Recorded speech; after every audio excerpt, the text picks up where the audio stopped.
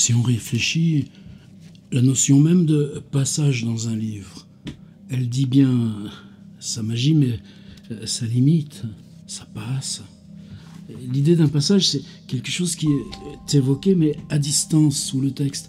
Et vous continuez la lecture, justement pour que cette impression-là, elle reste, elle demeure, elle bouge pas, mais elle est sous le texte.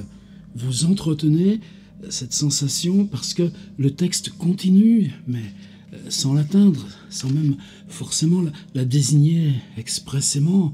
Et puis ça se disperse, ça repart sur un autre thème, et vous continuez sur cette chose un petit peu obsessive qui était vaguement sous la page. L'idée même du passage, c'est que vous rouvrez le livre, et il est où ce passage? Où était? C'est-à-dire, vous recherchez cette sensation qui avait levé en vous.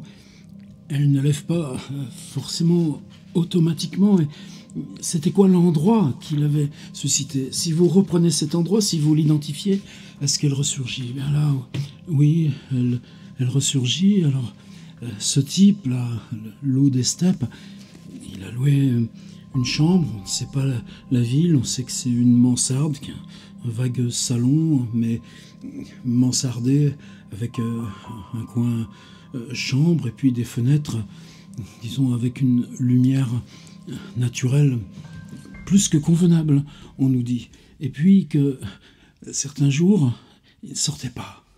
Dans ce cas-là, il se contentait, on nous dit, du petit déjeuner apporté par la logeuse, et encore, elle en reprenait la moitié non mangée. Le narrateur s'est introduit plusieurs fois chez lui en l'absence. C'est un petit peu louche parce que c'est l'espace intime, et puis on découvre dans le livre que cet espace intime, on y est projeté, nous, de force, comme si on nous avait poussé par le dos, par le fait même que le narrateur est entré. Et ces jours où ce gars ne sort pas, mais par exemple les heures se décalent, c'est les heures de nuit, c'est se lever très tard dans la journée, et puis ces encombrements de livres. Et on nous dit, pas du tout des livres scientifiques, et pas du tout des livres de savoir ou des livres de raison. On nous dit des poètes, mais des poètes, quelle est l'expression exacte? Ces livres n'étaient pas scientifiques. La plupart étaient des œuvres de poètes de tous les temps et de tous les peuples. Quelque temps jonchèrent le divan où il restait étendu des journées entières. Donc cette idée aussi d'être là dans cette posture qui est celle du sommeil, mais celle de la mort, nous dit aussi qu'il avait disposé des photographies, des objets. Et puis que dans cette claustration, quelquefois des bouteilles entamées. C'est-à-dire qu'un soir où tu prends la bouteille, puis finalement tu la repousses et ça reste. Est-ce qu'il écrit? Il écrit dans les marges des livres. C'est-à-dire, c'est quoi une écriture que tu n'es pas capable de faire sortir en dehors du livre que tu lis? Qu'est-ce que je fais ici en ce moment avec ces suites d'improvisation que, au lieu de noter sur le livre, d'arracher pareil ce lambeau qui serait mien, mais de l'envoyer directement et pas de le garder dans cet espace. Le loup des steppes est prisonnier de sa non-écriture. Et ce qu'il y avait dessous, ce passage qui résonnait dans la tête, c'est les périodes où toi-même tu as eu la réclusion de ces chambres. Et comme ça, ça peut être par période favorable. Les livres, ici aussi, les livres montent, les livres, tu voudrais qu'il y ait une solution pour qu'ils t'enroulent de façon ovoïde, une capsule de pages, de livres, d'histoires, comme cette histoire du loup des steppes est restée là, sur tes murs.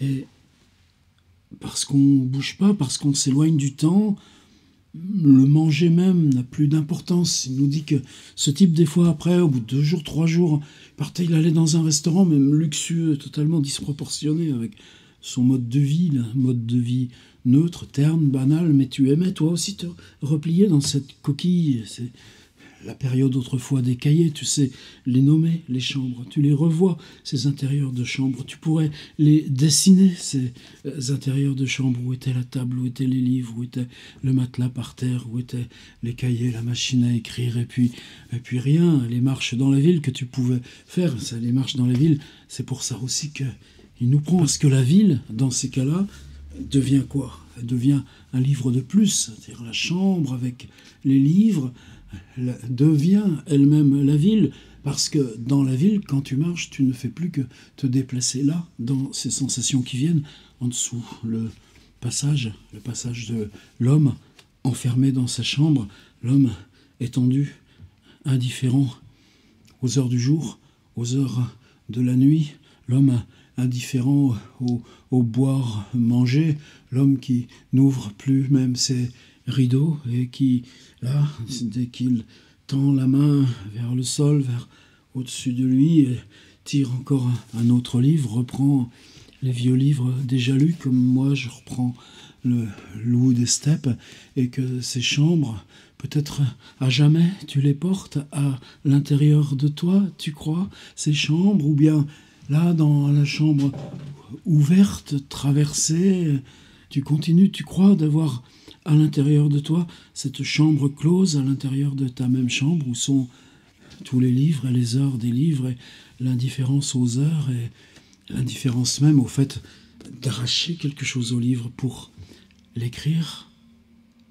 On m'a demandé hier de faire une vidéo d'un extrait de Proust avec comme contrainte, l'extrait étant fourni, que je regarde la caméra pendant 10 secondes avant de lire et pendant 10 secondes après de lire. Ça me terrorise beaucoup plus que l'idée même de lire ces 2 pages et demie d'Albertine disparue. Il faut que je m'entraîne à regarder ce rond opaque, noir, sombre de l'objectif et rien du tout de ce qui l'entoure en dehors pendant 10 secondes avec le visage fixe.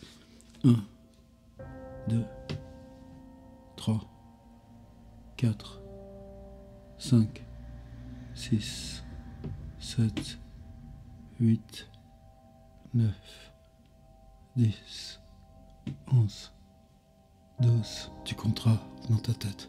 13, 14, 15.